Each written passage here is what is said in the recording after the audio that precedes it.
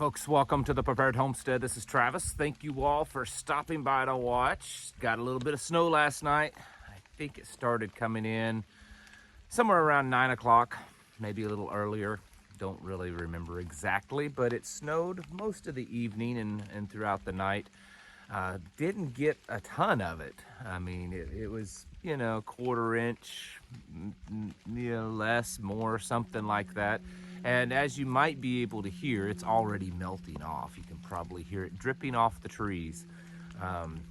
In fact, it melted off throughout the night. It just didn't get cold enough to stay with us, which is fine. I mean, it's not even Thanksgiving yet. And here in the Ozarks, it's a little bit more unusual to get snow before Thanksgiving. It happens, just a little bit more unusual. After that, it's, anything goes. I want to talk to you today about this whole China deal with Joe Biden meeting with Xi Jinping over the weekend, and just the things that are kind of transpiring around that. It appears that the Biden administration and the media are trying to really downplay the aggression with China versus Taiwan. It's interesting. They want to go all in with Russia, but with China they're trying to downplay it. Now it could be that on the surface what they're saying is correct, that China isn't the threat to Taiwan that everyone thinks it is. Joe Biden came out of that meeting saying that he did not believe that China had any intentions of invading Taiwan in any time in the near future. That it was just not something to worry about. Don't worry about it. I wonder personally, with Joe Biden meeting with Xi Jinping, if he was going there to get his marching orders, or if it was just a time for Xi Jinping to laugh at us and Joe Biden to embarrass us, because I always have to wonder that when he's meeting with world leaders, especially ones that are adversaries, that show themselves as being very strong and capable leaders versus Joe Biden. Oh, but I can't answer that one. I wasn't a fly on that wall. It's interesting because we've continued this charade with China, and here's the thing: you have to understand, and I'm sure most of you do, that we know what they're doing, they know what we're doing, but then we both kind of agree to a certain extent to play this public game, meaning that Joe Biden and his administration is very obviously doing more in helping Taiwan than we've done before in the last 50 years. We've had this Speaker of the House go over there. You all remember that, Nancy Pelosi, and was talking about how Taiwan, this independent nation, how they should be independent and how we should support them. We have sent a lot of aid over there, and we have pledged to send a lot of aid over there. We have pledged to use our military to defend Taiwan if Taiwan was invaded by China. We have made and brokered deals on weapons, not just defensive but offensive weapons to Taiwan. All the while, Joe Biden keeps telling Xi Jinping that nothing has changed in our one China policy. We still adhere to that. Well, if we adhere to one China policy, meaning that Taiwan is part of China, then why are we saying that we would defend Taiwan in case China invaded? Because if Taiwan is part of China, then China can't invade itself. Okay, they may move their military around and place some in Taiwan, but if Taiwan is just a part of China, then it's kind of difficult for them to invade themselves.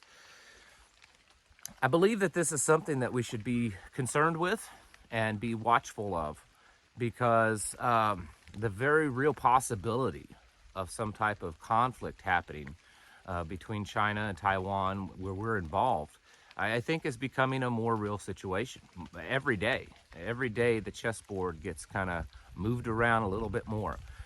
And it's possible that we've grown cold and comfortable and tolerant of our involvement with Russia and Ukraine. of us being involved in a proxy war there. I don't know for certain, but I can speculate that things would be very different if we tried to be involved in a proxy war with China and Taiwan. And even if we just played it out pretty much the same as we have with Ukraine, China has a lot greater capability of hurting us. And I'm not talking with bombs and missiles and bullets and that kind of stuff. They control a lot of manufacturing that we get. A lot of our technology, components of it come from China. Components that we would have a very hard time of manufacturing ourselves. It would be quite a while before we could get ourselves back up to that level. Raw materials are manufactured and made in China. They control a large amount of the world's commodities. Gold, silver, steel, aluminum, grains, all sorts of stuff. Our medicines predominantly come from China. They own a lot of our debt. I mean, I could go on and on and on, that we have basically become the controlled by China in so many ways. And many of you already know that. So this kind of war would be very different.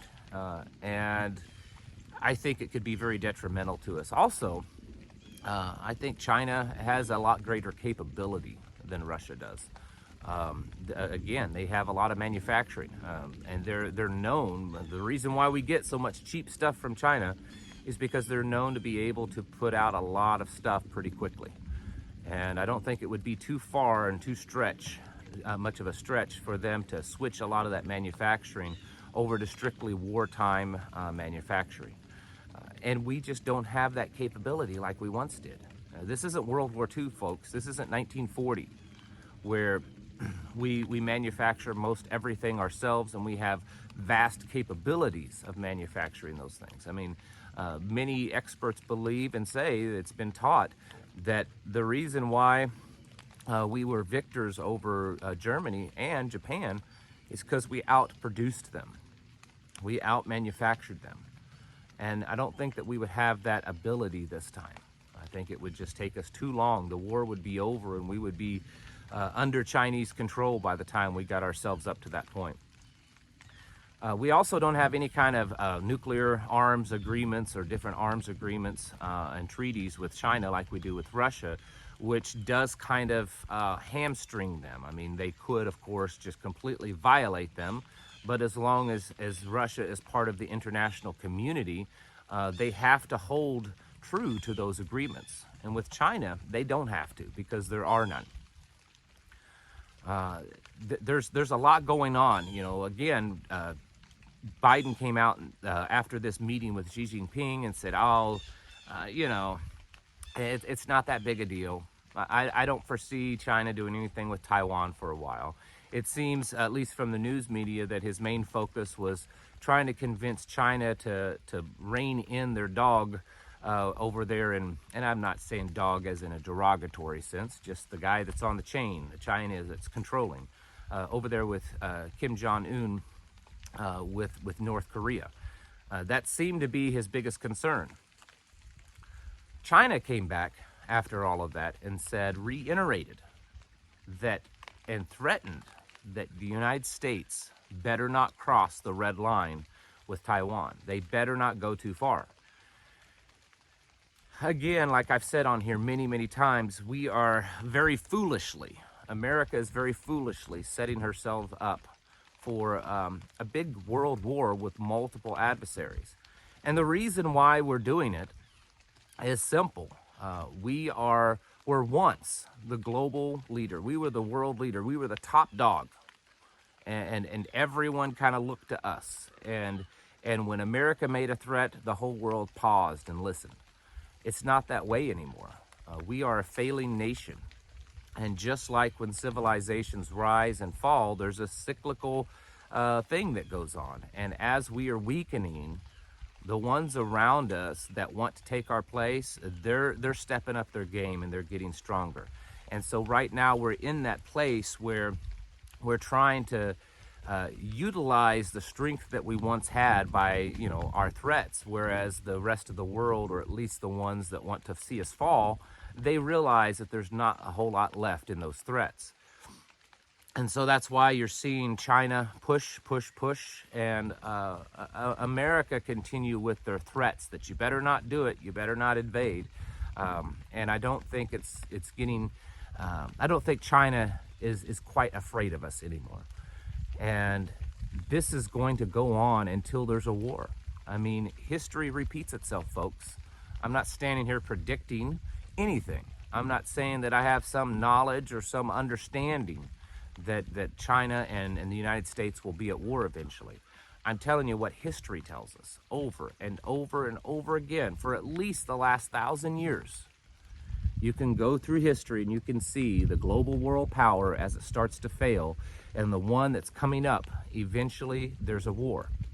And it's about the only way to establish who is the new global world power. And we are at that crossing roads right now. And so that's why it's so important, because if we lose this war, which a lot of experts believe we would, it would be devastating. It would be changing life as you know it here in the United States. Some might say that things would change for the better, others not so much. And I tend to believe that that's the case, that it's not going to be better.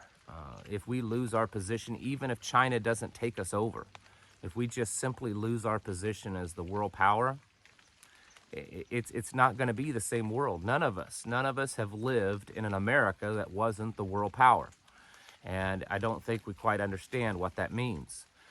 China is pushing their new global currency. Xi Jinping has been very active. I spoke about this the other day. He's been very active this last 12 months or so of going around the world and meeting with all these world leaders, building his alliances, and establishing his BRICS, which his agreements, and establishing his global reserve currency that they are hoping and believe that's going to take over. All of these things are pointing the same direction. It's pointing to this direction that we are in a weakened state, whether you like to hear that or not. I mean, it has nothing to do with being patriotic or not. It's just the facts that we are in a weakened state. And China has been playing the long game for a very long time. And if nothing else changes, it's probably going to pay off for them. Now, when will this happen? I don't know. Just the fact that Joe Biden is trying to calm everyone down and say, oh, nothing's going to happen, China's not going to invade Taiwan, tends to make me believe that China's probably about ready to do it. From what I've understood, it's also in China's best interest, if they're going to do any invading of Taiwan, to do it between now and April, because that's the calmest times of the seas there in that strait between Taiwan and China. So if it doesn't happen between now and April, then it may not happen till next winter. I would suspect, and at least my gut's telling me, they're probably not going to wait that long, because the longer they wait, the more fortifications Taiwan can build, and the more weaponry the United States can send over to Taiwan. So the sooner the better, really. In the end, we don't exactly know what's going to happen, but we can just kind of read the tea leaves, so to speak. And I think right now they're saying things don't look good, and sending Joe Biden over to talk with Xi Jinping may have been the worst decision we've made yet. Again, I can't imagine these capable, strong, confident world leaders that, of course, all have an ego problem because of their positions, could sit there and talk with Joe Biden in the state that we see him in all the time, and believe that this nation is strong at all.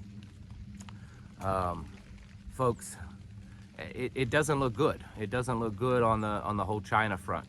And of course, we're not even including what's going on with Russia, or the fact that we've used up some estimates about a third of some of our munitions over in Ukraine. And apparently we're going to be in Ukraine for quite a while, because it was announced that A new command is being established just for Ukraine. A 3-star general has been appointed, and it's the new Ukrainian command of the U.S. military. So they wouldn't do that if they thought this was going to be wrapped up anytime soon. We're in the long haul for this, unfortunately, folks, and I think it's just getting started. It's now more than ever, it's time to get your houses in order. Even if we never saw war here on our own soil, and I don't believe that's something that we can be too hopeful for. I think there's a good chance of that eventually happening. But even if it doesn't happen, just the supply chain problems, the economic problems, and the chaos that would ensue from that is more than enough for you to be getting yourselves prepared, getting your houses in order, preparing yourselves mentally, physically, and spiritually. That is absolutely what's needed right now. The red dragon, I think, is ready to take its place as the dominant world nation, and I don't think there's a whole lot stopping it.